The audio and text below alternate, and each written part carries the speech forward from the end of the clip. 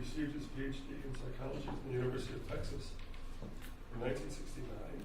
John, what were you, 12 at the time?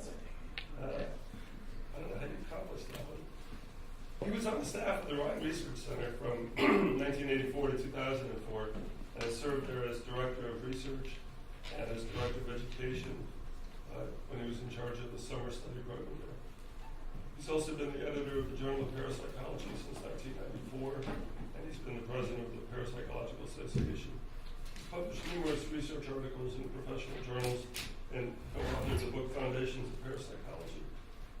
His research is focused primarily on psychological factors associated with ESP performance in the laboratory, and he's also published a random survey of side experiences in an American city.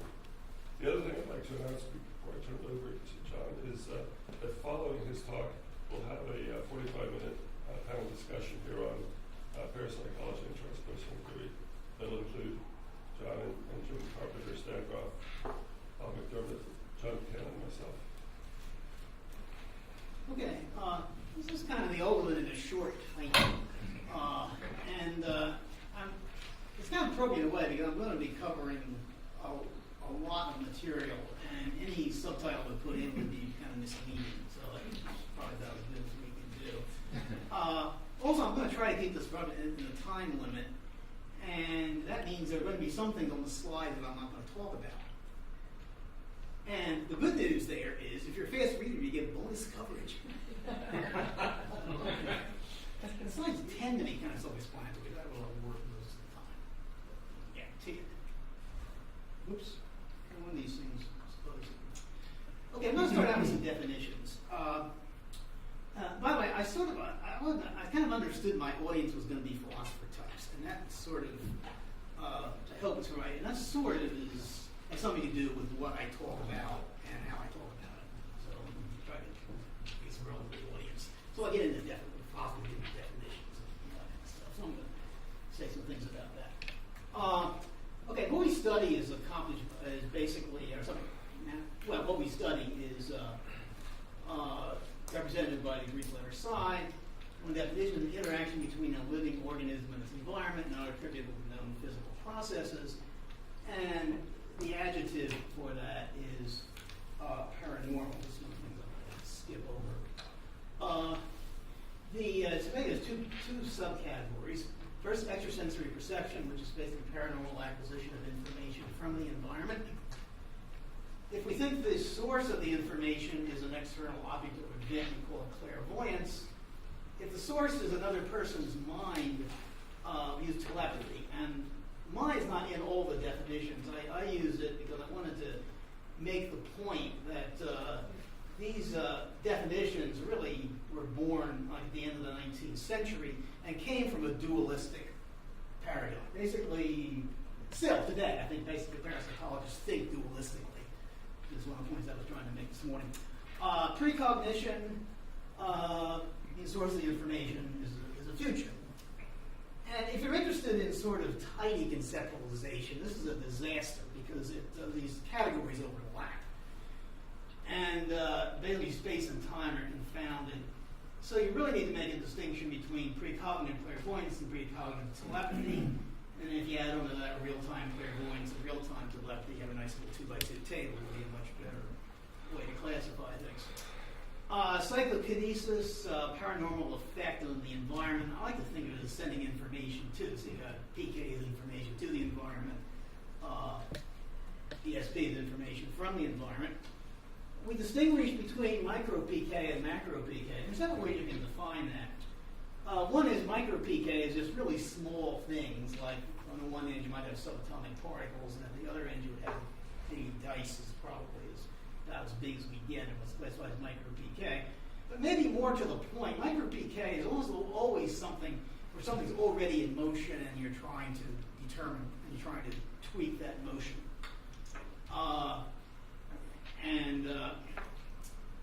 So anyway, that's the one definition. The other definition is that statistics are usually required for the result. These effects tend to be small, and you usually need to apply statistics to see what anything's going on. Macro PK, the targets tend to be large, and in many cases, you've got an object initially at rest and it moves. to whip out your pocket calculator if all of a sudden that cup moves and flies off the table, as you might see in a poltergeist case. So it gets kind of interesting. You take something like dice.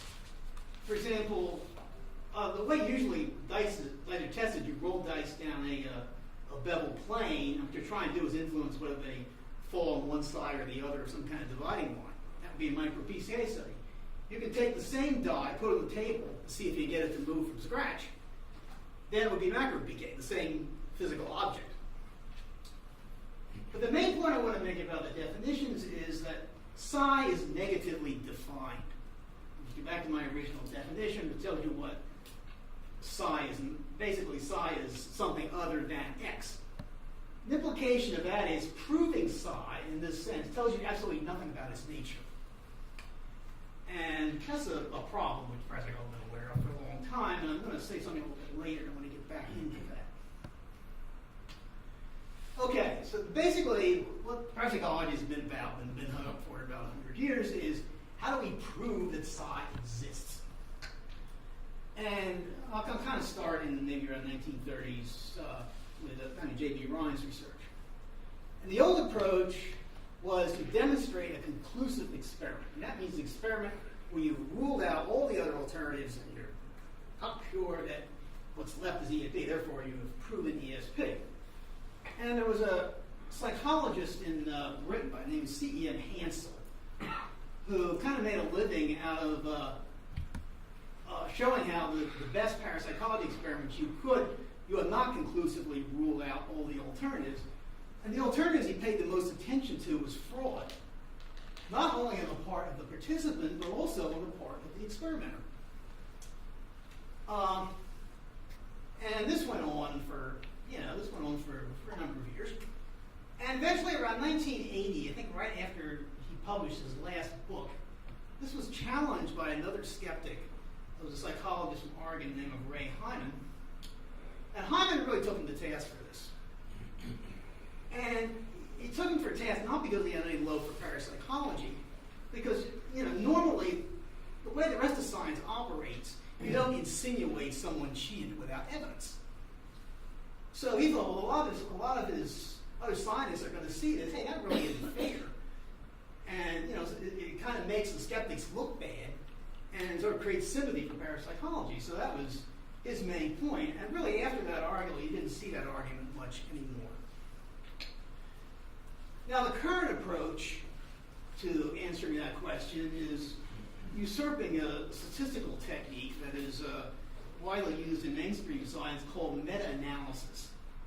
And essentially what you do is you go in the literature, you collect all the studies, they testing different hypotheses for assessing an effect, and you sort of treat them the same way you treat individual subjects in a psychology experiment. You basically put them all together. When you apply an analysis statistic, which is called the Stouffer Z, and what you can conclude from that, if the Stouffer Z is significant, that the effect in the database as a whole is not due to chance. Now, there's a problem. This is not a good measure of replicability, although it's sometimes claimed. This is a real problem because that's what really people are really interested in. They're really interested in the repeatability, one of the hallmarks of science. An effect is supposed to be replicable to at least some extent. And so what that means is you're hoping that a bunch of different people try the experiment and they get significant results, just like in the original experiment. But to assess that, you really have to assess that directly. And what you do with that is something I call a box score analysis. So what people did before meta-analysis came on the scheme, generally to demonstrate what we call statistical replicability, you basically have to show that the proportion of successful replications is greater than you would expect by chance. Well, the problem with that is the statistic you use for that is a chi-square, and it's much less powerful or sensitive than the Stouffer Z. So what happens is you can get a significant, from the same data, you can get a significant Stouffer Z and a non-significant chi-square. In fact, that's exactly what happened. I just recently published a meta-analysis of implicit ESP experiments, kind of thing Jim was talking about. And that's exactly what I found. The Stover's Z was significant and the log score wasn't. That's just because the two tests are just harder to demonstrate replicability in that way. Now that takes care of the hypothesis of whether it's due to chance. Of course, the other thing there is that it could be some other problem, like sensory cues in an ESP study. Unintentionally, somebody gets to kind of see the card or something like that. And the way meta-analysts handle that is through creating what they call quality codes. And these are basically, you have to go to a checklist and take all the studies in the meta-analysis, and hopefully you don't know the results when you do this. That's the ideal way. But you basically get down your checklist, and you score it on methodological quality. And what this usually means is how good a job the investigator did in ruling out things like sensory cues. So what you do is you get a quality code score, then you get the ESP score result, and you correlate the two. If you get a significant negative correlation, that's saying the good studies had crappy methodology. If you get that, unfortunately that's never happened in parapsychology. I don't believe there's many meta-analysis that failed this test. But if you get that, then, okay, it's all due to artifacts, you kind of throw it out. If you don't get that, then you say, well, that's not the explanation, and then you go back to saying it's really ESP or whatever. I just want to go over briefly. There are four major paradigms for which there have been meta-analysis. These are sort of the four major paradigms in parapsychology. I just want to give you some idea of what they are. And they have all been produced at least significant Stover Z's. The first two are sort of competing. They're examples of what we call free response ESP. The way free response ESP works is you randomly select a target, say a picture from a pool of potential targets. Then you have the participant who essentially tries to get the information by free associating. You see what anything pops into their head, and some record is made of that. And then after that's all over, a judge, which could be the subject or could be someone else who has access to, either directly or indirectly, to the meditation, is shown four, say, pictures from the pool, one of which was the target. Of course, he's not told which one it is, obviously. And then he is asked to pick out which one fits the meditation best. And if he picks the target, that's considered a hit, just like a correct guess on a card guessing test. Now, instead of trying to describe these two procedures one by one, I'm going to try to communicate that by mentioning ways in which they differ from each other. Gonstell people tend to use unselected subjects, ordinary college people, anybody you get off the street. Remote viewing researchers tend to do like gifted participants, people, particularly if there's some evidence, say, from prior testing that they have psychic ability that they can manifest in an experimental context.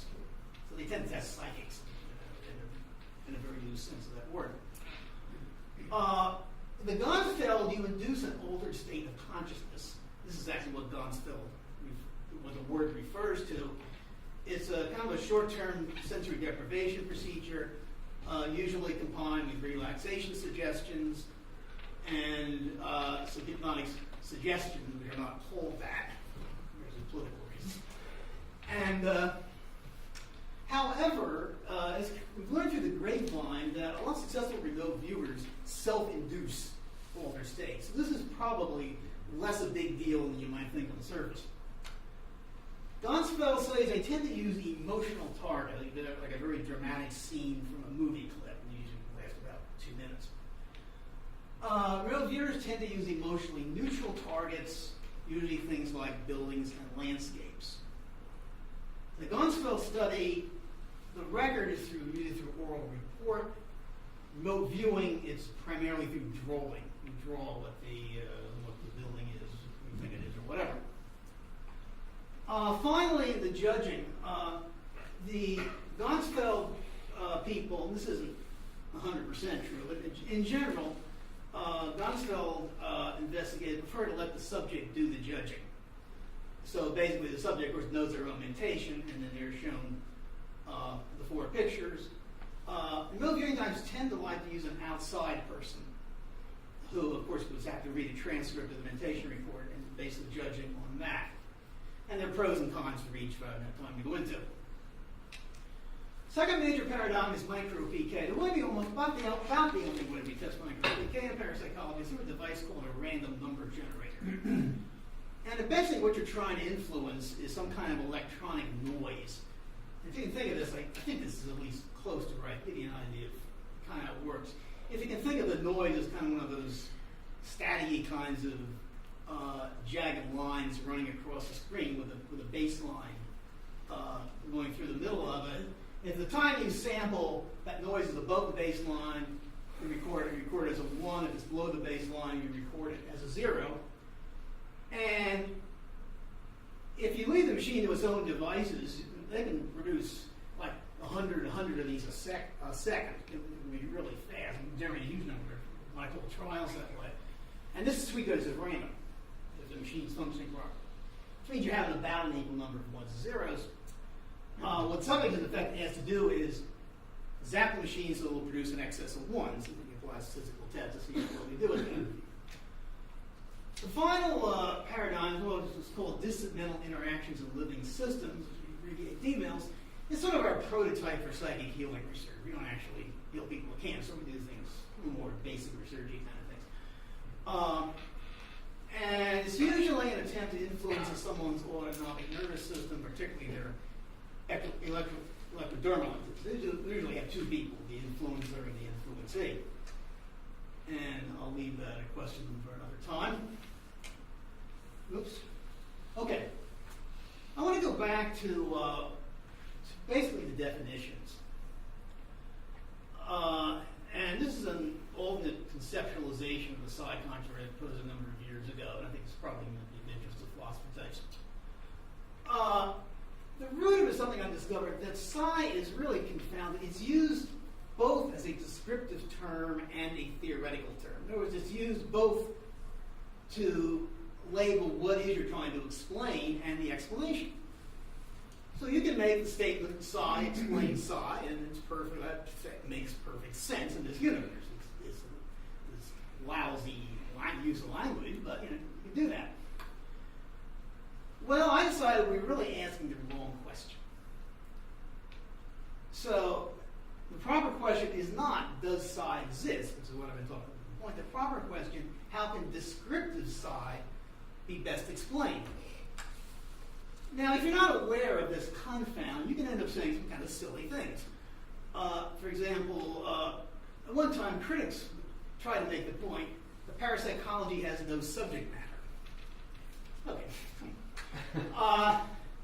Well, if you're going to the distinction, yeah, subject matter, descriptive psi.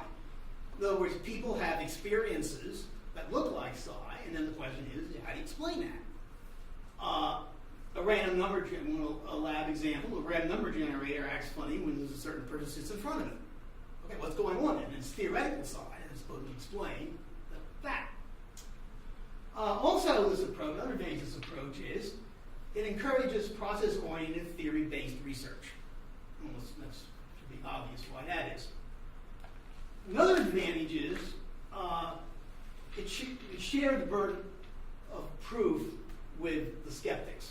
I'll have within a quotation marks. This is another issue we can get into sometime. But anyway, when you do the does psi exist thing, the burden of proof is entirely on the psi proponent. He does the experiment. And he's got to, defend it was significant and so on and so on, try to make his case. All the critic has to do is go back in his armchair and criticize it. He didn't really have any skin in the game. And I'm going to return to that a bit in just a moment. Okay, now one thing about this, which is maybe it makes it a bit harder for the parapsychologist, is that you can't prove it's paranormal simply by ruling out the conventional alternatives. And the reason is you can never be sure you've done so successfully. And this is a term of some wag, critic made it called, but I think actually appropriate, it's called error someplace. Let's see the acronym there. And this happens. I mean, there are cases you do an experiment, and for 5 years everybody thinks there's no alternative explanation, so there's something that comes up with one. It happened to me not too long ago. I was attempting to replicate a significant DMIL study. It had to do with it was an in vitro thing of the hemolysis of red blood cells. And so I got the grant for this. And I started setting it up. I'd never done this before. And I started setting up the methodology. And as I was doing it, I discovered that the measurement the original guy used was artifactual. It was invalid. So here I was replicating what was in effect a non-successful experiment. If I'd known that at the time, I wouldn't have put in the grant proposal. And the study didn't turn out terribly well either. But this kind of thing happens. Now, the main point, again, back to what was in the previous slide, you must prove a paranormal theory according to mainstream standards of evidence. That's the new requirement if you want to claim that it's psi. But the critics have to do the same thing. In other words, if they want to say, well, this experiment is due to some artifact, they have to make a case of why that meets the standard of scientific evidence as a correct explanation. Now, from the parapsychologist point of view, you still need to rule out complete explanations. You can't do a totally sloppy study, and just because it seems to confirm paranormal theory, you're all free. I mean, you still have to do your homework in that respect. But what you can buy is, at least according to this model, is the error someplace no longer works. You can eliminate that. But anyway, there are three alternatives here about your conclusion you can draw from the database or the study or whatever. It says paranormal if you've confirmed paranormal theory. It's conventional. Usually that means they have to really show in each case of how a conventional explanation can explain it away. And it's a bit of a high bar. But it's a high bar for the parapsychologists too. So it's not surprising that where I'm going to say we are is anomalous. Anomalous means neither side has adequately explained all the data or the crucial data. And that's where I think we are and where I think we're going to be for the foreseeable future. I want to say one thing. When I use the word anomalous, I'm using it in the Kuhnian sense, which is not the sense that Jim was using it. So it seems like Jim was saying it's not anomalous. I'm saying it is.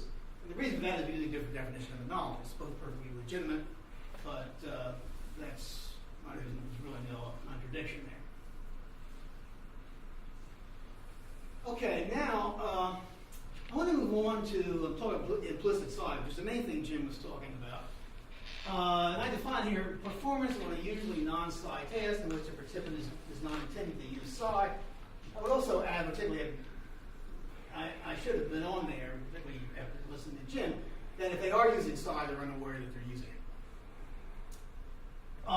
Most implicit psi research is proof-oriented in the sense they're really trying to demonstrate that it occurs in some context. But there are some exceptions. Such implementation today I'm going to pass over for lack of time. What I want to really focus on is experimenter psi. This is a case where experimenter intentionally uses his own psi to get the outcome that the experimenter wants. That's usually the case. This was opened up by really the precursor of Jim's first site models by Rex Stanford, called the psi-mediate instrumental response model. And basically, very briefly, the idea is that we constantly and consciously scan the environment for information relevant to our needs, and that leads you to do a behavior that fulfills the need. And this was crucial. This is one of the reasons why this theory is so important is when it came out. Because it came out at the time, up to that point, everybody assumed that the only person that can produce ESP or BK in the lab is the person who's intending to do so, which is the subject. The PMIR came along, that completely blew that out of the water. Because you don't have to be intending to use psi. You just, if you want it, that's enough to produce it. And that was a real big deal. I really can't emphasize just how important that was.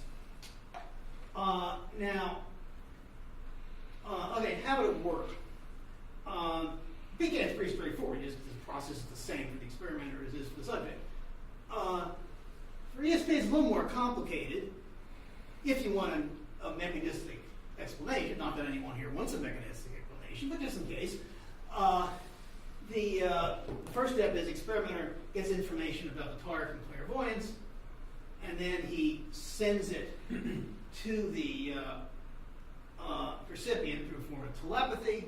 All this is going on unconsciously. Nobody has a clue this is going on. Now, I'm kind of a fan of experimental hypothesis to build out that terrain. And one of the corollaries that I have for this is that, it seems to be almost common sense, that if you're really motivated for something to happen, you're more likely to make it happen. That's true in a lot of aspects of life. And in that context, it's relevant that in most experiments, particularly ones with unselected subjects, the experimenter is much more motivated to get a high score than the subject is. So to get motivation as a factor, the experimenter is likely, I would argue, to be the side source. But what I think happens in reality, I think, is a combination of the two. I think in most cases, there's input from both the experimenter and the subject. There's not a whole lot of evidence for experiments, so I don't have time to go into it. One reason it's very hard to test. One of the things that I think most people would argue favors it is that there's a wide differences in the success rate of different experimenters. There are some experimenters, I think currently Dean Radin is probably the best example. Whatever hypothesis they test, they get what they want. You know, they can put out a correlation with the ESPN length of your big toe. They predict that, that's what they're going to get. Others, like, oops, what happened there? I did PK the board. The projector. Now, in fairness, there is an alternative to the experimental side interpretation as an explanation of the broader experimenter effects, what I call the experimenter behavior hypothesis. And that is that subjects score well because the experimenter puts them at ease and increases their motivation and confidence. There's evidence for this. One of the problems is you can also explain this data by experimenter side. And so, you know, it's still, but I think that it certainly needs to be pointed out as a viable, another alternative way to look at it. I wanted to single out one particular implicit side project or paradigm because I think it's particularly relevant to the transpersonal worldview. This is something called the Global Consciousness Project by Chief Investigator Roger Nelson. What he does is he has random number generators situated in different parts of the world. Actually, he gets people, and these just things kind of run continuously. And he's interested at times when there is a group consciousness, when a very large number of people are focused on the same thing. Try to paradigm examples of World Cup, which has been in the news recently for less savory reasons, but we won't get into that. And what he finds in those situations, particularly at the interesting times, not during the break, between periods or anything, but the interesting times, I'm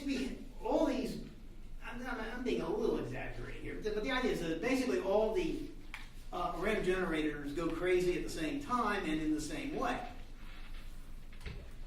And the interpretation that's drawn on that is this is group consciousness. This seems to me to be a very, very transpersonal kind of notion, and probably the closest thing we have to a transpersonal hypothesis in experimental parapsychology.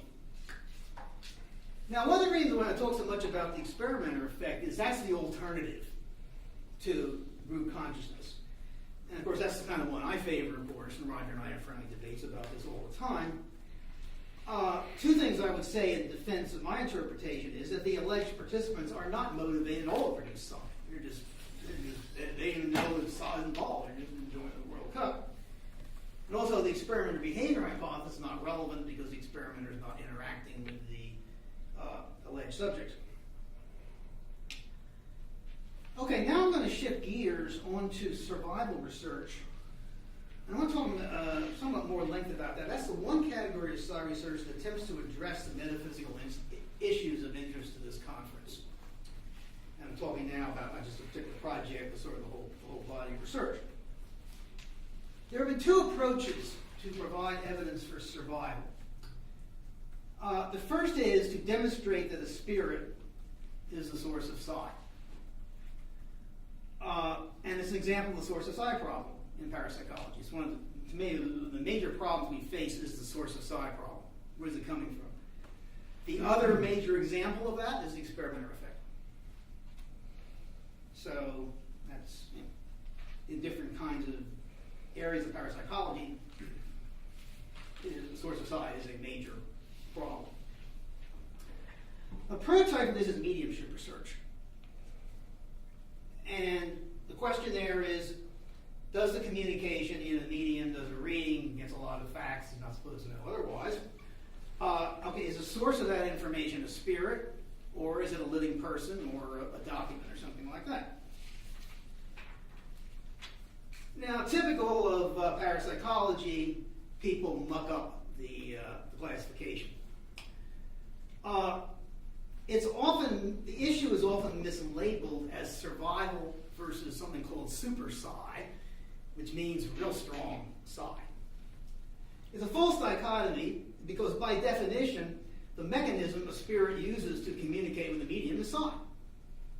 We don't know exactly what it is, but that's basically money. So it's psi in both cases. You use the word psi in one as if it doesn't apply to the other. A more interesting thing about this to me is that these people assume that psi in and of itself is insufficient to prove survival, which basically falls from the fact that it's insufficient to prove there's an immaterial mind from which survival would, by most hypotheses, follow. Which is kind of interesting. There's a philosopher, parapsychologist named John Beloff, who actually wrote a book saying that psi, per se, for dualism, demonstrates a dualism, which is effectively an immaterial mind. It was kind of interesting that the old psych researchers never picked up on that. But anyway, and again, it's probably because they were all hung up on this misclassification. So basically, evidence for this is if the spirit source is confirmed, if ESP is a better quality in mediumship studies than ESP research in non-survival context. By that I mean survival is not part of the context or part of the. I'm not debating when you're just testing living people. It has nothing to do with spirits at all. First of all, it's not true anymore. Maybe it was true in the 19th century because there wasn't a lot of research that was not survival oriented.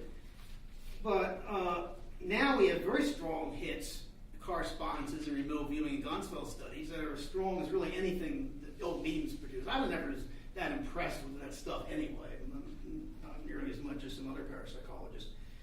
But anyway, that just doesn't work anymore. Also, again, recognizing the process of psi in both, it's the same process. Why, from a survivalist point of view, would you expect ESP to be better in the mediumship cases? Now, there are answers to that. I don't think they're very plausible. At least it's something you would want to ask. From a non-survivalist standpoint, I have a very nice explanation. Again, it goes back to motivation. If you're communicating with a spirit, improving survival, that's a lot sexier than just, giving a reading to someone that's living. So I would think you would, on average, be more motivated in that case. That's got nothing to do with survival.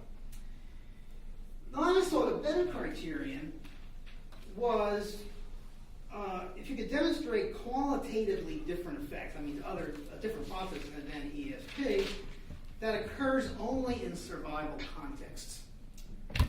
And what comes to mind here is something the parapsychologist Ian Stevenson stressed a lot in his studies of children that remember previous lives, that sometimes these kids, in addition, they want part of it, they had information about the previous life, but in some cases they would demonstrate skills. For example, they could play the drum, and the priest's personality was good playing the drum, and this 5-year-old kid, out playing drums.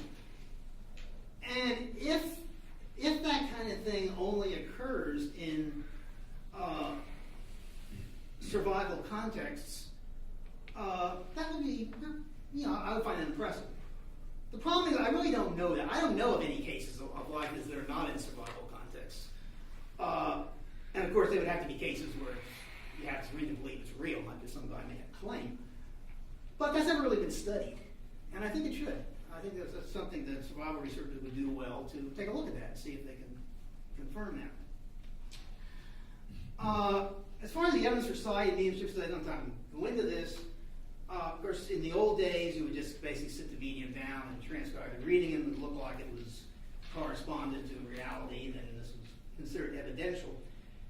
And they did take steps to rule out the medium. The mediums are sort of spirituals, even notorious for cheating. Say whether to rule out that they didn't get the information that comes out in the reading by normal means, and they would even go to the point of having private investigators, following people around. They were really kind of rigorous about that. The problem is, because it didn't apply statistics, you can't really rule out the chance coincidence hypothesis. Nowadays, there's still studies going on, and they basically use, and they make the same efforts to try to control the medium getting the information by normal means, but they also apply statistics to it, very similar to what I was describing for free response ESP studies. So they're a little stronger in that respect.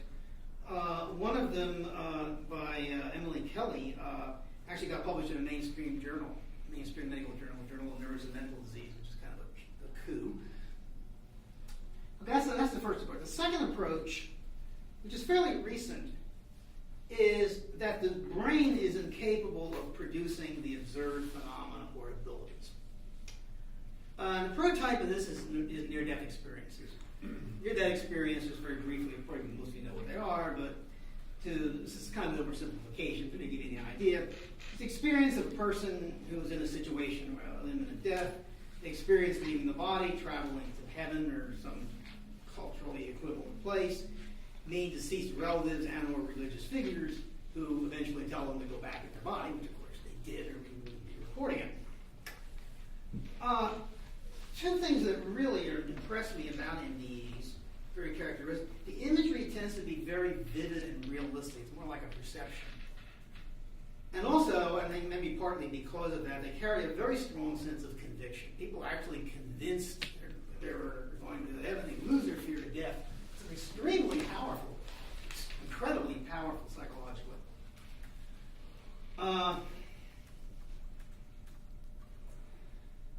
So then the question becomes, can the incapacitated brain produce experiences qualitatively comparable to NDEs? And I really think this is where this is relevant, not so much of the content, which always explain away as expectations and things like that. But it does become relevant in the sense, particularly in the sense like vividness, the quality of the experience. Now, the way this has actually been debated is more the positive side of the same question. Can these brain abnormalities explain NDEs? And there's just a huge literature on this, like some samples of things they look at, anoxia, of course, lack of oxygen to the brain, of course, relevant in a lot of NDE circumstances, temporal lobe seizures, endorphins get mentioned because NDEs tend to be positive experiences in the sense of mood. And I'm not even going to try to summarize that debate and be here all night. But going back to the sort of the negative side of it, basically, the greater the degradation, the stronger the argument. So I'm going to cite two cases where there was, in effect, brain death. These are probably the best pieces of evidence in support of this point of view. But both have problems.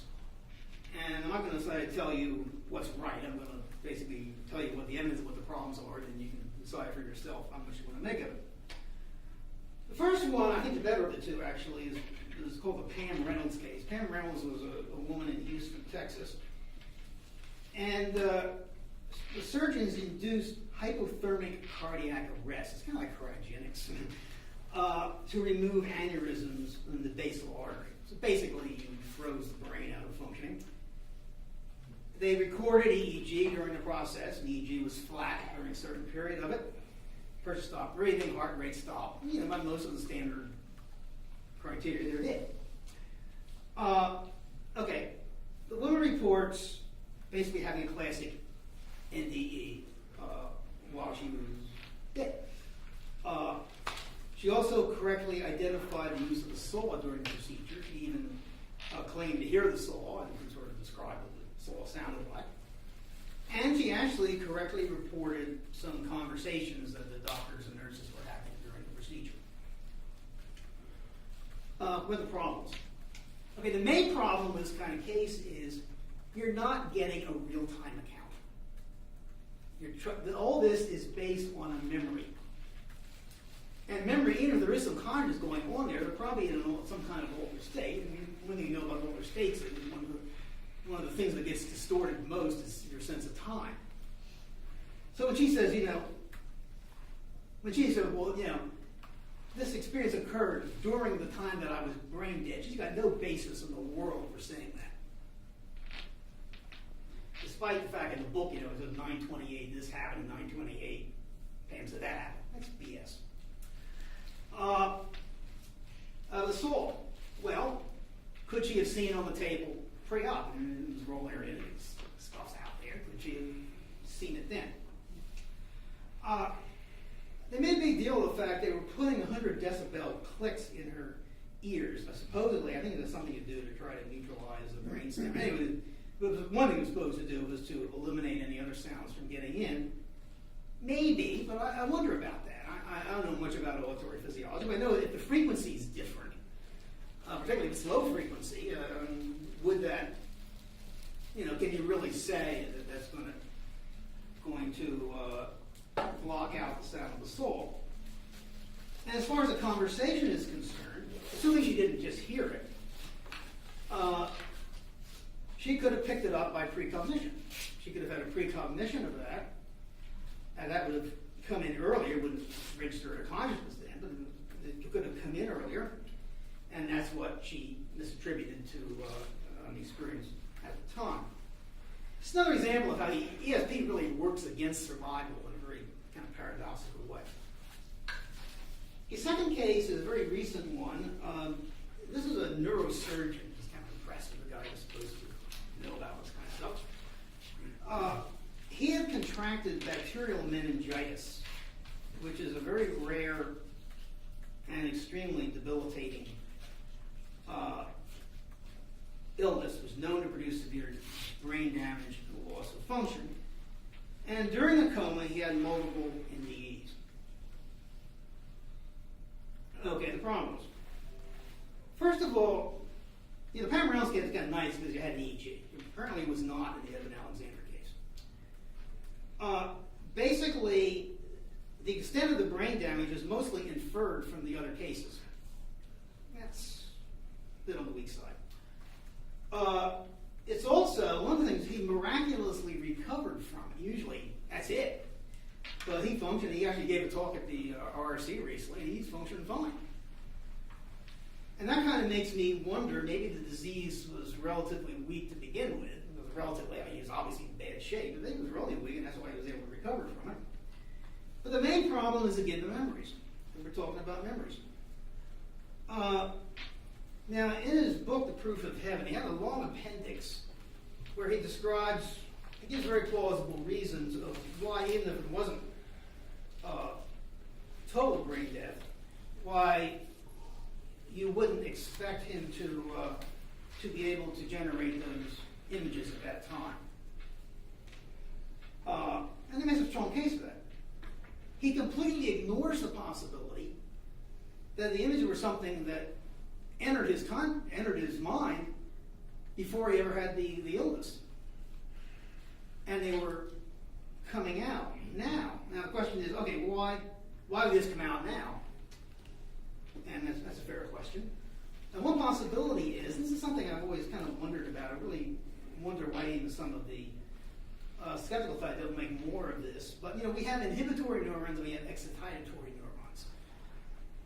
And if the inhibitory neurons are disproportionately affected, you're more likely to have things like very vivid imagery and things like that. I saw this, actually, Susan Blackmore is one of the critics, use this kind of argument to explain one part of an out-of-body experience where you have or also an ND, where you see a light at the end of the tunnel. He was talking about basically retinal kinds of things. But if you extend that, it could apply to other areas. And again, that may or may not be right, but it's something I kind of like to see people pay more attention to. Now, But both of these cases, one problem, both of these cases were reported only in books, not peer-reviewed journals. This is a real problem. They may very well have answers to all the points that I raised. We're not going to know it. The way you know that is to, send the thing into a rigorous journal, and you get some wise ass like me who's going to bring this stuff up and force them to confront with it. Now, it's not a pleasant process for authors. And being a journal editor, I can tell you it's not a pleasant process for us either. Well, other stuff. But anyway, now probably no mainstream medical journal is going to touch this. But an alternative medicine journal, right? Certainly a parapsychology journal would. And this could, I guess, still happen. But if the authors of these books were to, submit this thing, submit it to peer review, maybe they could strengthen their case. I very much doubt that will happen. Now, I'm going to tell you look a little bit more broadly at the brain incapability argument. There's an excellent book by Ed Kelly and his colleagues, which if you're all interested in this, I highly recommend you read. It's called Irreducible Mind. It's very heavy reading, but it's worth it. And he applies this brain is incapable of doing it. He applies it to a whole bunch of things, not necessarily psychic things. In fact, I think his best case that he makes is for savants. People that you give them 2 5-digit numbers, tell them multiply, and 5 seconds later you give you the right answer, that kind of thing. But there's a fundamental problem with the whole approach, at least from the point of view of, in a way, this really is not so much about size, it is in a way about consciousness. And I may as well get about this, but anyway, let's say that he succeeds in convincing the critics that the brain is indeed incapable of doing this. Let's say they have to concede that. What are they going to say? If Kelly can force skeptics to admit that the processes he describes cannot be explained by known brain functions, their fallback position would be, quote, I guess brains can do things we didn't realize they could do, thereby maintaining their physicalism. I guarantee you that's what they're going to do if they're put in that hole. They're not there yet. That's what they're going to do. And to refute that, it's maddening. It's maddening, but to refute is, we need something analogous to what I called for earlier in the talk, proof of a paranormal theory of psi or consciousness. That would be the way to answer it, and just ruling out the alternatives is not enough. This brings me to the last major topic I'm going to talk about, which is theories of psi. There are 2 kinds of theories of psi. One set of theories has to do with how the information gets from the source to the receiver. The second has to do with what happens after it gets there. Jim's first sight model primarily deals with the second. I'm going to deal a little bit with the first, kind of a complementary. Most of these have been inspired by and related to widely accepted mainstream physics theories. I had a little talk about some of these are sort of Newtonian transmission theories. I was going to pass that over because, again, because of time, we're way over time. Another class, which receives relatively little attention in parapsychology, it was kind of surprising to think that people more pick up on it. There is one example I know of. Multi-dimensional space-time theories.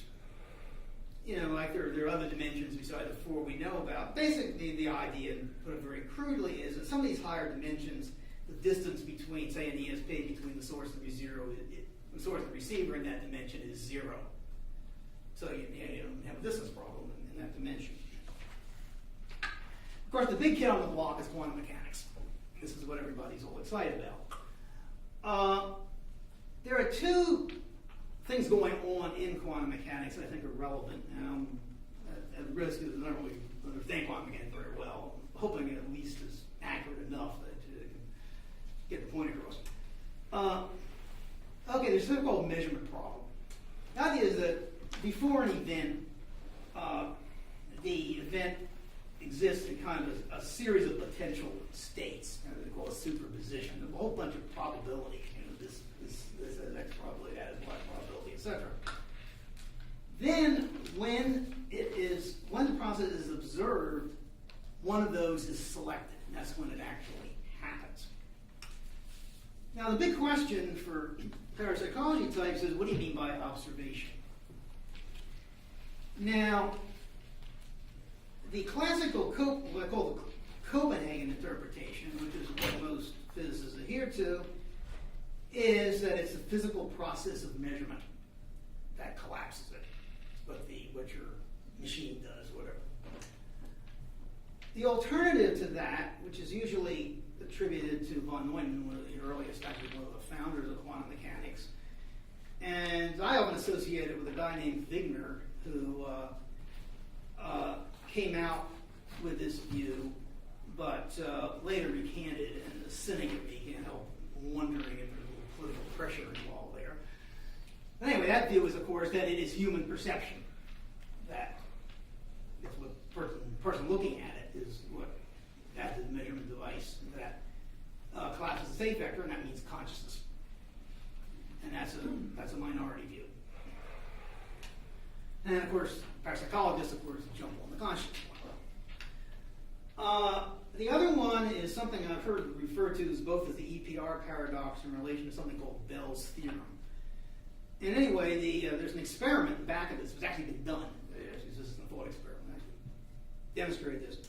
Let's say you've got two subatomic particles that are previously connected through something called entanglement.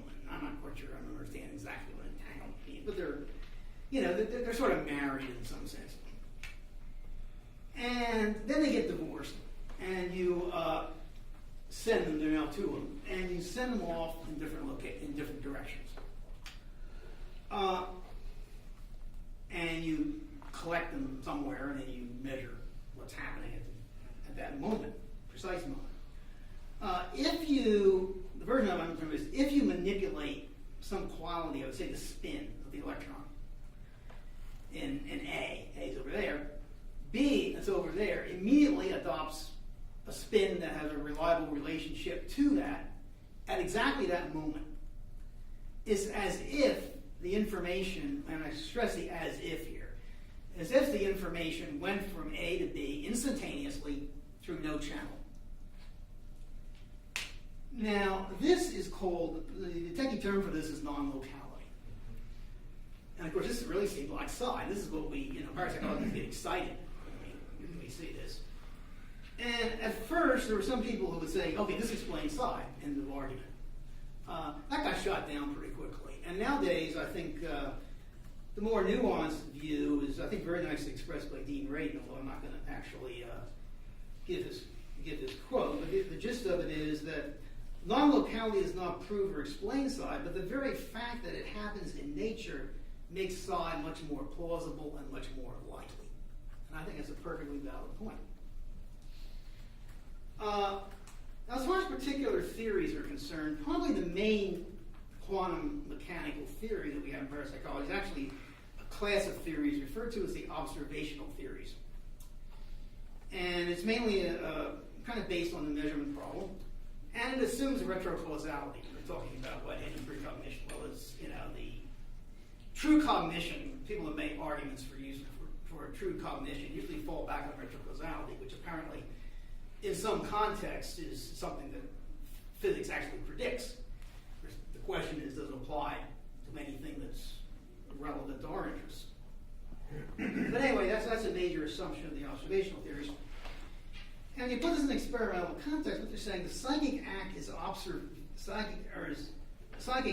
the observation of the feedback the subject gets from the results.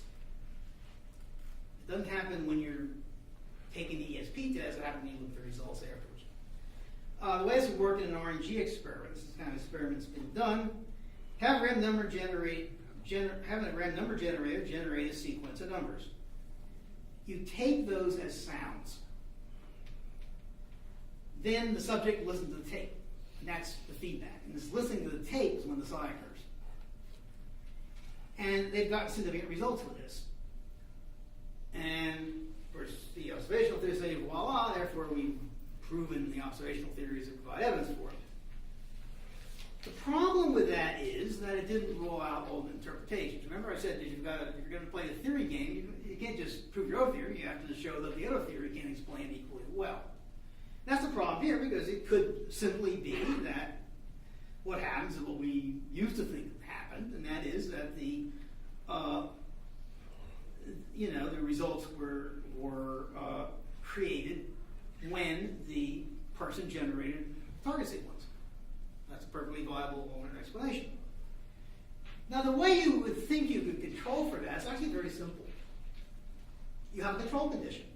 You have a control condition where, okay, I'm just almost done in about 2 seconds. You simply have a control condition in which there's no feedback. The problem with that is unclear. Based on the observational thing, how much feedback do you need to collapse state vector? For example, you would at minimum need to know whether the result is significant or not. Is that enough? You don't know. That's a problem. Okay, other kinds of evidence. Some of Schmidt's machines worked on a quantum principle. Alan Schmidt was sort of the founder of this. And so he got success with those, so that was influencing the quantum process. Another example was, I'm just going to hope you know what this is. There's a very classic experiment in physics called the double slit experiment, which basically shows whether a photon behaves like a particle behaves like a wave, depending on how many slits you have open that it goes through.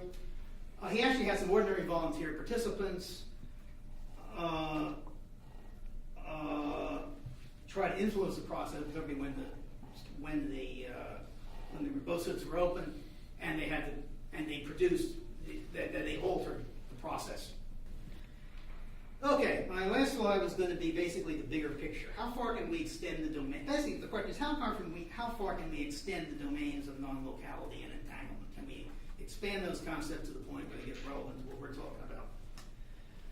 Probably the extreme case is what I call the Big Bang assumption, and that is that everything in the universe was originally entangled with the Big Bang and still is.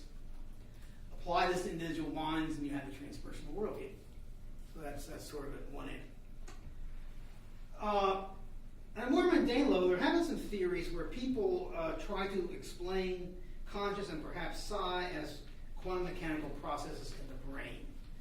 Probably the best one of these, I think, is by a physicist named Henry Stapp, who argues, first of all, at least the way the conservative guys say, the quantum process doesn't work on anything. It has to work, but it has to be a kind of a microscopic process. And Stapp felt that it was something about neurophysiology too. He's a good candidate for that. It's basically something to do with what happens when the neurotransmitter enters the synaptic cleft. And this is the process where he thinks quantum mechanical things happen. Of course, since quantum mechanics are non-local, then that kind of opens up the possibility aside. The other one that's out these days is by somebody named Hameroff, not a physicist, talks about something called microtubules, so the polymers in the brain that have supposed to have something to do with cell function. And I don't even understand that at all. So my last comment on my slides was, and this is kind of a question for a panel, this would seem to be bad news for survival theorists. You know, because you're saying that basically quantum mechanicals are in the brain. The brain is subject to decay. So you would think that if you were a survival theorist, you would not be very happy about this. But it may be more complicated than that, and that might be something you might want to deal with later.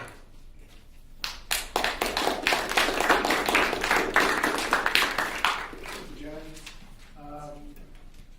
For camera reasons, I believe the panel members need to be sitting over in this corner. We can shift over there and move into it. Let's you stand. You too. Say when we're going to end, just give me some people on my group to know that. Say what? When we're going to finish, at what time? We are finishing in 25 minutes. Okay, so people know. Okay. So keep them pithy and brilliant. Well, I'd like to start off by saying that as we finish the first day of our 3-day journey to seize an alternative for an ecological civilization, I think we've gotten off to a good start here. Specifically, we've identified the key issues for our explorations for the next 3 days. And I think we've marked these issues well as extraordinary challenges for the dominant paradigm of Cartesian philosophy of science, which I think that is the point of our track for the next 3 days to do. Okay, so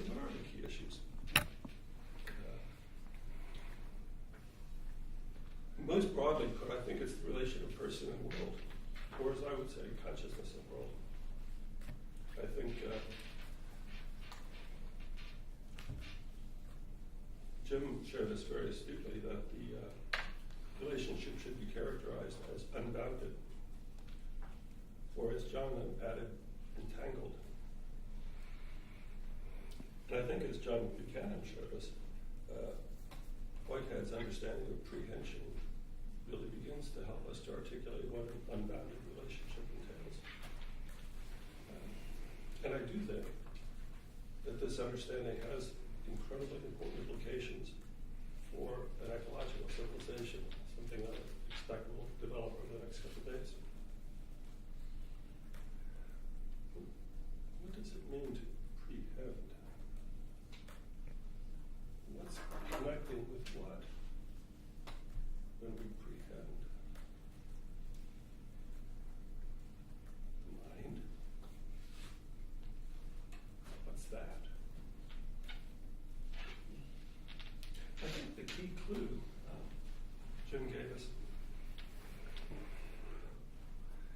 is to recognize that it's not random, it's not arbitrary, it's purposive.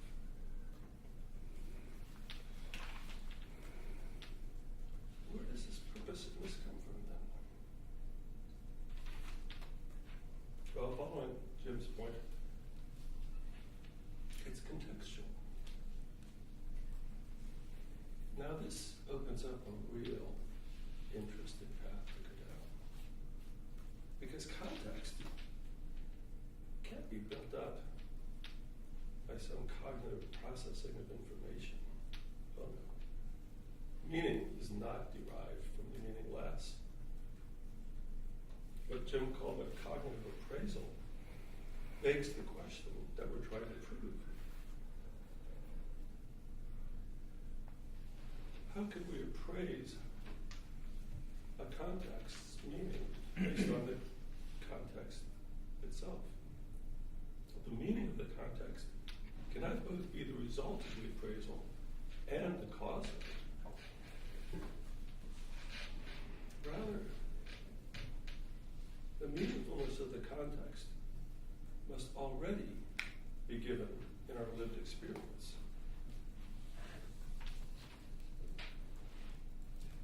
It can't be taken as the foundation for the experience of meaning when an appraisal of the context as meaningful already presupposes the experience of meaning. That's the old homunculus in the head problem all over again. An infinite regress.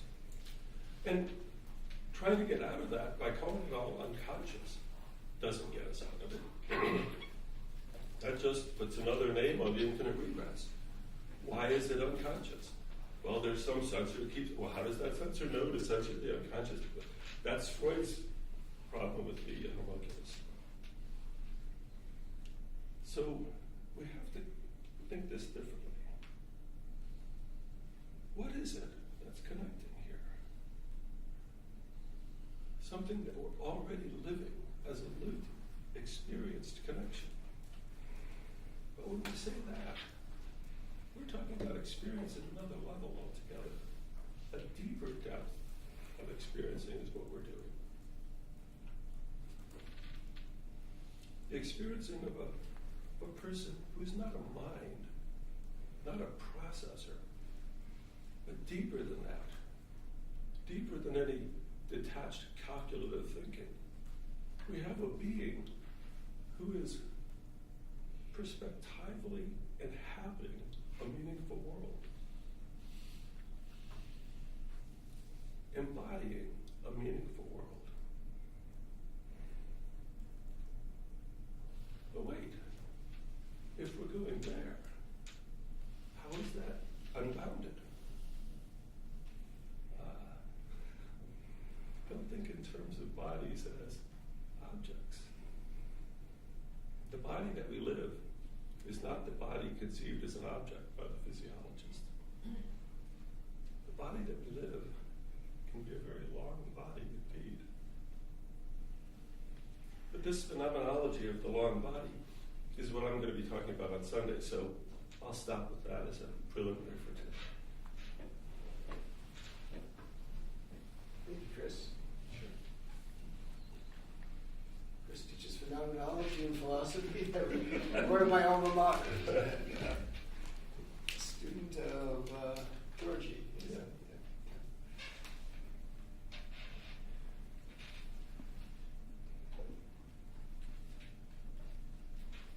Stan, did you have any thoughts on non-ordinary states, or, I was thinking, in your books, you don't seem to find much clear evidence of parapsychological phenomena appearing in holotropic states. There seem to be sort of hints at it or possibilities, but not a lot of clear and distinct parapsychological experiences, are there? I think quite a few of the parapsychological phenomena happen. Yeah. I think one of the big problems is how parapsychology is defined.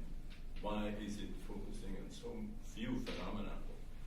I mean, if you look at the transpersonal realm of the transpersonal experience, there's paranormal access to information in relation to all kinds of other things. I mean, you can become an animal, for example, and get a lot of new information about those animals. Or you can have experiences like the past life experiences, and you can, in some instances, get confirmation of that. So that whole definition of parapsychology, I think, is hopefully temporary once the existence of transpersonal phenomena would be accepted. Then it simply would be psychology, but you would describe psyche in its full dimensions and with all of its potential. Why would you sort out telepathy and psychometry? And why wouldn't you just sort of see the psyche in all its full capacity? The same about transpersonal psychology. There is no reason for transpersonal psychology to be a separate discipline. Once the existence of transpersonal experiences is accepted, it's going to be part of psychology. It's still going to be transpersonal domain, perinatal domain, but there's no reason for it to be separate discipline. I think both parapsychology and transpersonal psychology are in the same boat, that there was a certain realm of phenomena that seemed to be impressive enough that you find enough people to study it, but it's not accepted by mainstream psychology. The definition of parapsychology is phenomena that are not accepted by mainstream. But the same is transpersonal psychology. I understood. Jim's There's a lot of paranormal, if you want, paranormal parapsychological phenomena happening, but not necessarily all within the realm defined by parapsychology. I understood Jim's book properly was largely because they were trying to find the types of phenomena that could be studied in the laboratory originally, isn't this? And you want to make parapsychology part of psychology too, do you not? That's your... Yeah, I'm certainly interested in those broader subjects. There's one little paradigm that I didn't have time to mention. This gives me an excuse to do it, which I think gets shows how we can move into transpersonal kinds of subjects. And Chris, I just want to say I agree that meaning somehow precedes us, and that carrying these images over of a subject imparting meaning and so forth. I mean, it's so hard to think and talk without resorting to these constructs. But I'd love to try to do it. But carried out a study for a number of years in which a group met, and in the meeting of this group, we would have a spontaneous kind of quasi-therapy group for an hour. And we would meet once a week, and this was an unstructured kind of hour. The only thing that was unusual about it was that while the group was meeting in another town, a random event generator was generating a target for that day's meeting. And the target was one of 4 pictures. And there were 100 sets of 4. And so the random event generator first picked an envelope, and then in the envelope picked one of the 4 pictures as the target. And so the point of the experiment was that we would have an interaction. And in our spontaneous interaction, we would do whatever we would want to do, and we would have things come up as they would come up, like in a spontaneous group. And for most of the life of this group, the group was mostly made up of experienced therapists who were also interested in parapsychology. And so it was a very lively and sometimes a very emotional group. And everybody there, for most of the group, had experience in group therapy, so it could get pretty intense and also was a lot of fun most of the time.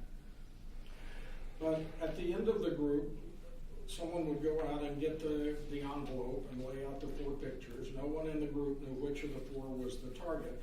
And we would say, which of these 4 could most serve as a kind of analog to our session today? And we were hoping that the target would somehow turn up in the process of our meeting. That is, in the interaction we generated amongst ourselves, that interpersonal process would generate an allusion, ALLUSION, to this picture. And then we tried to measure this by trying to pick out the picture that was the target that day. And this group went on for several years, and we collected hundreds of sessions, and we did quite well, way above chance, at picking out the picture that was the target, which meant that an ESP target was not just being cognitively somehow apprehended by a person, it was affecting our living process. And we were acting it out, and then able to recognize it as such.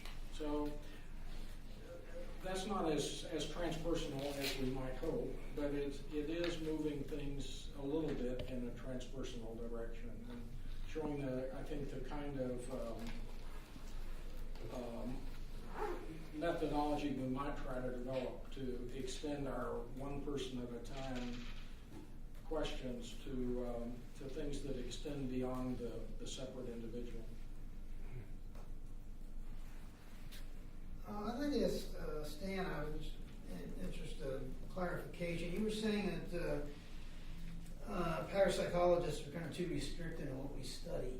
Could you give us an example, some specific examples of other things that we should be studying? Well, there's a wide range of what we call now transpersonal phenomena, which could be identification with other people, for example, experiential identification. There could be identification with animals. There's new information coming that goes way beyond anything that those people know. You can become an eagle and have a body image of the eagle. You can see the environment the way you would see it through an optical system of an eagle. You really understand how you fly, what you do with your wings. Yeah, I guess I want to stop you because I want to see if I can. What you seem to be talking about is what I kind of thought you were getting at.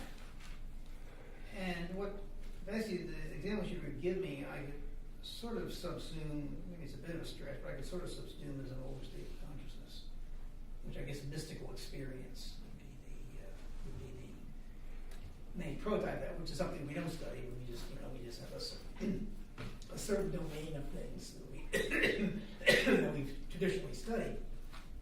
Although we're interested in all those states, and of course this Gonskill procedure creates, I think certainly not during identification experience, things like that, but it is something like a mystical experience, and we have found, and I think there's reason to believe that everything else being equal, getting in that kind of state helps one be psychic. So that sort of brings, that may be one way you can sort of bring parapsychology into the kinds of things that I think you're talking about. Because we do deal with altered state, but we deal with them more as the independent variable than the dependent variable, so to speak.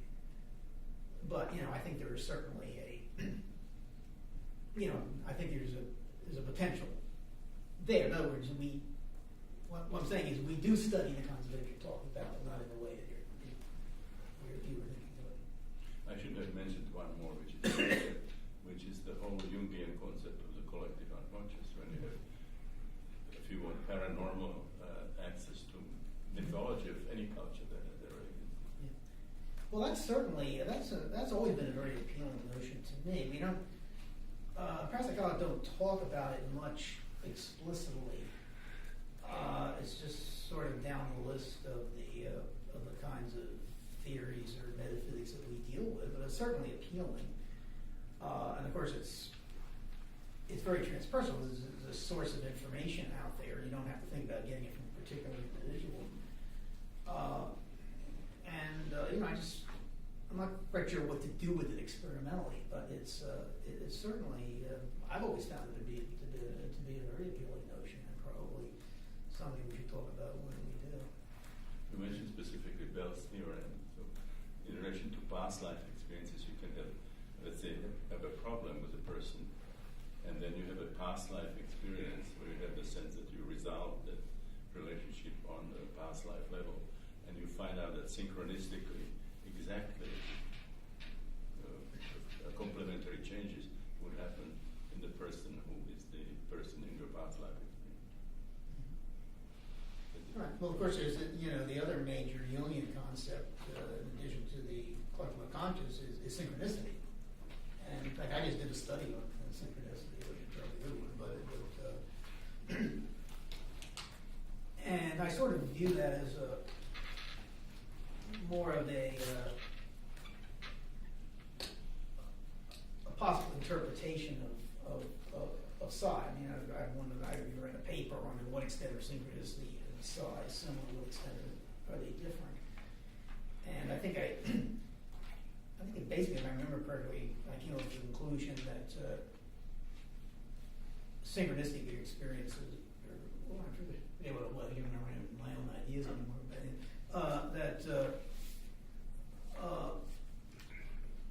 and guys, I remember I said that one was a subcategory of the other. I can't remember which is a subcategory of which, but I mean, there's clearly a relationship there.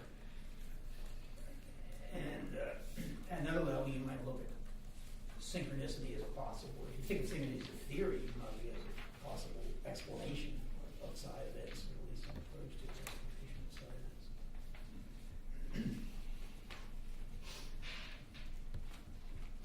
I think parapsychologists have been like psychologists. I think, it's like the old metaphor of the person who's looking in the lamplight, and why are you looking for the key there? Well, that's because that's where the light is. I mean, we that may not be where the most important problems are, but we've tended to follow the methods that we've been given because they seem to shed light on things. And our methods have been relatively narrow, and we need to figure out how to make them broader and ask more deeper and more interesting questions. But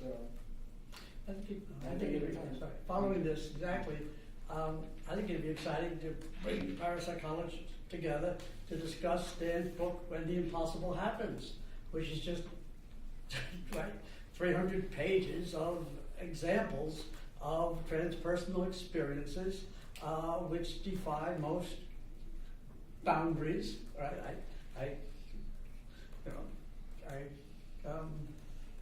My world, I might have a very large world, as you'll hear, but he stretches me further.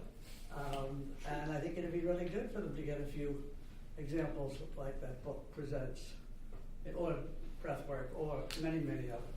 I'm tempted to tell a little personal anecdote since we only have 30 seconds. Go ahead. 20 years ago, I was on a panel with, I think, Roger Walsh, Francis Vaughan, and Stan, and myself, as I recall, and our task was to speak about our personal worldview, spiritual worldview. I think it was at some transpersonal meeting or other. Right. Anyway, I stuttered and stumbled and talked about what I was trying to do, and said, and I concluded by saying, really, I would like to develop capacity to see the spiritual world, to see, well, you could say gods or goddesses or whatever.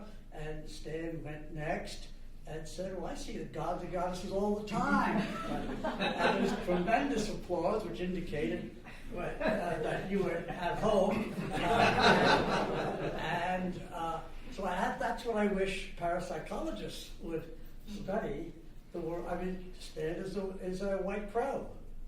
So, you know, we should pay attention and study quickly. I think that's going to happen at the not at the phenomenal level, but really at the theoretical level. I mean, if we start entertaining maybe more transpersonal theories of psi, that would lead us into some of the other phenomena, more of a top-down approach than a bottom-up.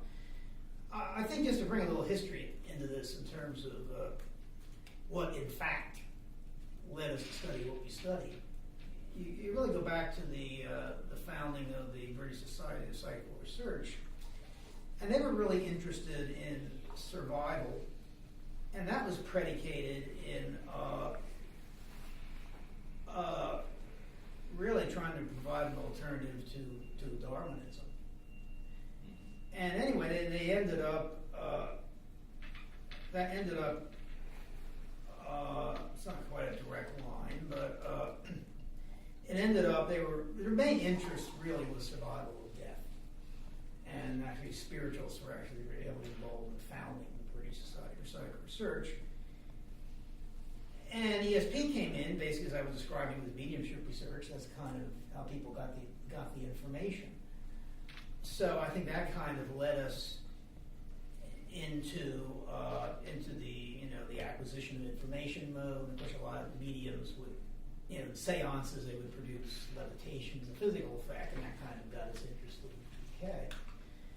And I think that's historically, I think that's how we came to study what we study.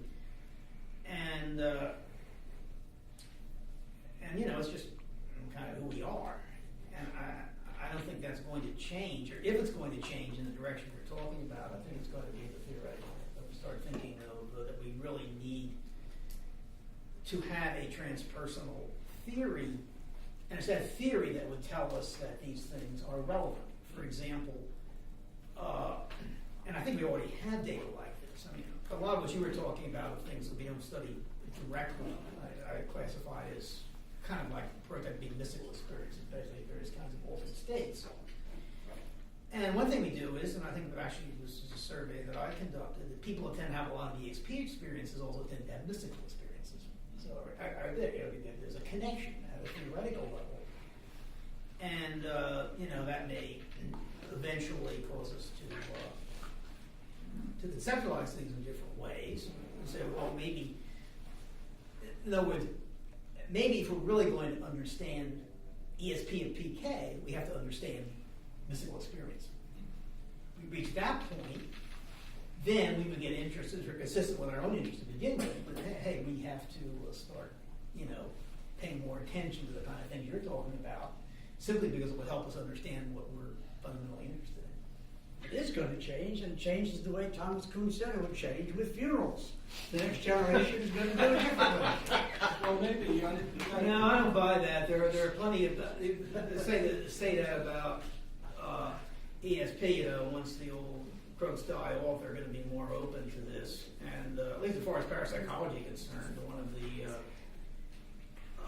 one of our most vociferous critics from the mainstream, someone who was in our summer study program originally and went to, I thought I indoctrinated him against all these kind of counter arguments. And anyway, he comes up and identifies with some mainstream psychologist and became one of our greatest critics. I mean, what happens is, when you go to grad school, you learn certain things you're supposed to believe and certain not believe, particularly when you get a job.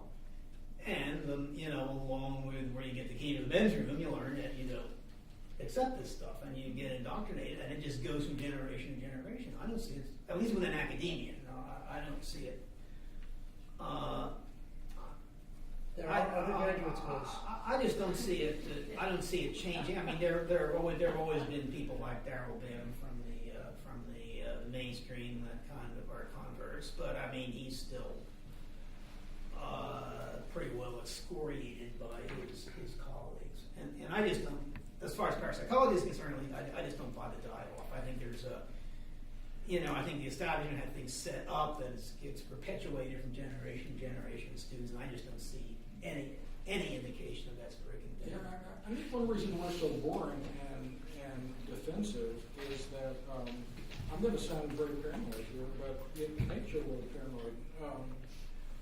It looks kind of normal for us to be having this meeting in a wonderful college in the context of a wonderful academic environment with scholars and so forth, but it's quite an aberration, actually. I mean, if you have an involvement in this and it's known, you become a pariah in most academic settings.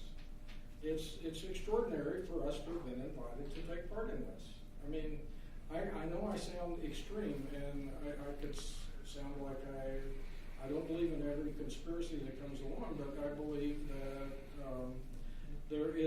that there's actually a very emotional context, hostile. There's a war going on that one doesn't know about unless you find yourself in it. And when you find people's rights, I went up for tenure at UNC a number of years ago, and I had a number of good publications in mainline clinical psychology, and was making a good case and was thought to be on a good track. And I had been uninvolved but not repentant with parapsychology for a number of years. And then I sponsored a conference. I helped sponsor a conference at UNC on parapsychological research. And we had our meeting, and then it became clear to everybody that I was actually involved in this stuff. And I was given, the chair of the department gave me the chance to write a paper recanting my interests. And I was told that if I had done this, and it was really convincing, that there was a case I could get over my past. And I thought that was nonsense. Instead, I wrote a paper about how times were better and we could really ask any kinds of questions about human nature and so forth. And it was vicious. It was mean. And I've just seen a number of my colleagues go through exactly this same thing. And you don't quite believe it until it happens to you. Yeah, that's one of the reasons I believe that academic freedom is a big joke. It's not just in this context. As you know, John Mack at Harvard was a tenured professor, nearly kicked out of Harvard for taking seriously alien abduction. And I mean, a Pulitzer Prize winning founder of the psychiatric outreach program, and he mentions this, and they have a witch hunt in effect. So it's now I could switch sides and say this conservative tendency on science makes sense, and I mean there are. I can argue both sides of this. Science does need to be conservative, and it does need to guard against ideas that are essentially, if even in a hidden way, kind of anti-scientific. And that's what people feel they're doing, and they feel they're doing it in the best cause and for the best reasons. And there was a very distinguished professor at UNC who said that she would be dead before I was dead. And a couple of other people had similarly strong feelings. Most didn't. Most people thought I was a great guy. But it was interesting to experience this firsthand. Why this is such a passionate battle for some people, I'm not exactly sure I understand it yet. But I know that this is a very emotional context that we're working in here, and it's made us very defensive and very boring. And Thomas Kuhn, when he defines the paradigm, he also defines as part of it that you have criteria for how you evaluate the scientific experiments or scientific data. And so in the kind of new context that I'm talking about, there would be phenomena that you could study more in a conventional way, which means using statistics and repeated experiments and so on. But that the question would be, how would you evaluate some of the new phenomena? How many confirmed out-of-body experiences, with veridical out-of-body experiences, would you have to see before you would accept it as a phenomenon? People congenitally blind would tell you what's happening in another room. How many do you need to see it as a proof or as an indication that it's a valid phenomenon to study? Well, the answer answer, I think, for most people is that there's some amount of proof that would be acceptable, and there are some other people who are zealously committed to there never being a point where that could become acceptable. There would be no amount of proof that would do it. And they're guarding something that they think is essential to the health of our culture. And they'll fight it to the death. I think John Cobb wanted this track to meet because he feels the materialist paradigm is the basis of most of the problems that we're facing, and these are anomalies that the materialist paradigm cannot accept. It's action at a distance. It's anything mental in effect, but action was specifically designed to rule that out, and I don't think people are necessarily philosophically sophisticated on it, but they know something's a problem when they sense that this is it cannot happen. It cannot happen, even though they're not metaphysical. They aren't interested in philosophy, but this cannot happen because of their philosophical beliefs, which are unarticulated often. Wonderfully argued in the book you recommended that I hadn't read. Thank you very much.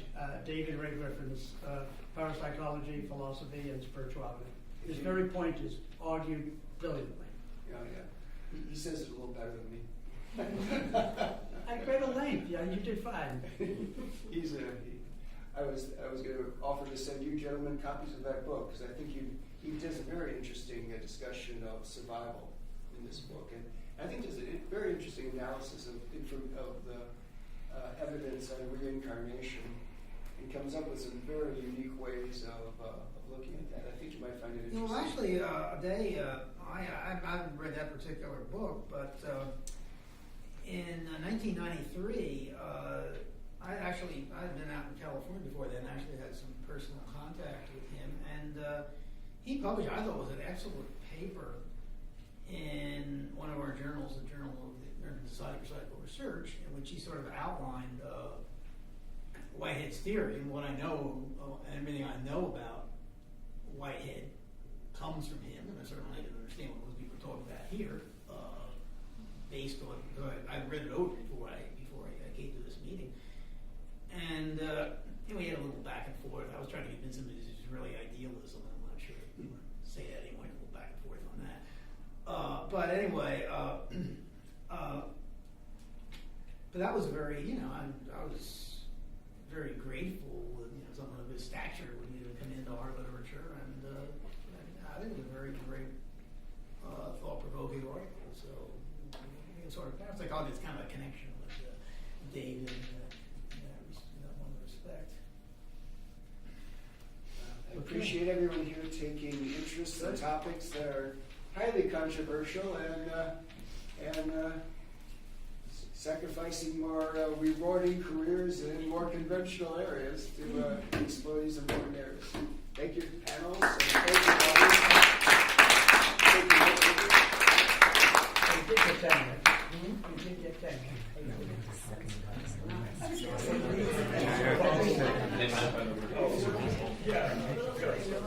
It's funny.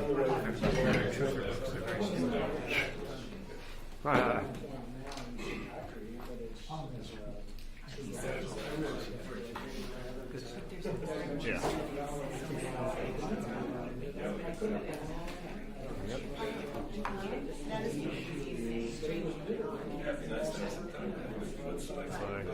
Here, just 3 minutes. We're scheduled. Well, that's fair. And then, what's